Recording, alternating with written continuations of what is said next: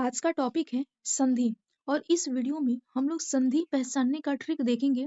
संधि शब्द की व्युत्पत्ति दो शब्दों से हुई है, सम और धी से, जिसमें सम का अर्थ होता है पूर्णतया और धी का अर्थ होता है मिलन। इसलिए अगर संधि का अर्थ पूछा जाए कि क्या है तो वह होता है मेल या फिर मिलन।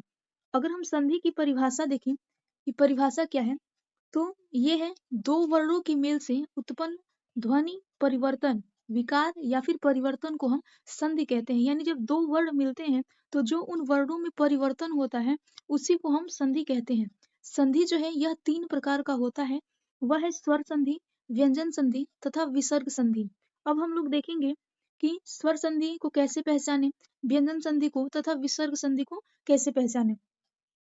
पहले शब्द के अंत में कोई स्वर रहे और दूसरे शब्द के प्रारंभ में भी कोई स्वर रहे तो उसमें होता है स्वर संधि। जैसे उदाहरण से समझिए, यह है विद्या और प्लस आलय। तो विद्या द्या में क्या है आ स्वर है और आलय में भी क्या है आ स्वर है। तो पहले शब्द के अंत में भी ये आ स्वर है और दूसरे शब्द के प्रारंभ में भी आ स्वर है, इसलिए इसमें स्वर संधि है। यह एक तरीका है पहचानने का।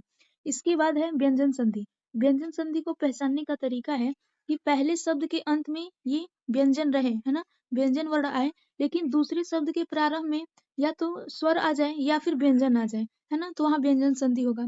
या फिर पहले शब्द के अंत में कोई स्वर आ जाए लेकिन दूसरे शब्द के प्रारंभ में व्यंजन रहे, व्यंजन वर्ण रहे, तो वहां पे व्यंजन संधि होगा। चलिए उदाहरण से समझते हैं। जैसे ये है प्र प्लस नाम हो जाएगा प्रणाम, है ना। तो प्र में क्या है र है, ये र एक क्या है व्यंजन है और यहाँ पे दूसरे शब्द के प्रारंभ में ये क्या है न भी एक व्यंजन है ना। यानी पहले शब्द के अंत में भी व्यंजन और दूसरे शब्द के प्रारंभ में भी क्या आ गया व्यंजन, इसलिए इसमें व्यंजन संधि है। दूसरा उदाहरण देखिए, ये है आ प्लस छादन हो गया है आच्छादन। तो पहले शब्द में क्या है आ एक स्वर है और दूसरे शब्द के प्रारंभ में क्या है छ, जो कि एक व्यंजन है ना। तो क्या हो जाएगा यहाँ व्यंजन संधि है। तीसरा है इसमें विसर्ग संधि। विसर्ग संधि को पहचानने का तरीका है यदि पहले शब्द के अंत में ये विसर्ग आ जाए और दूसरे शब्द के प्रारंभ में या तो स्वर रहे या फिर व्यंजन रहे, तो वहां जैसे है नी प्लस पक्ष, है ना।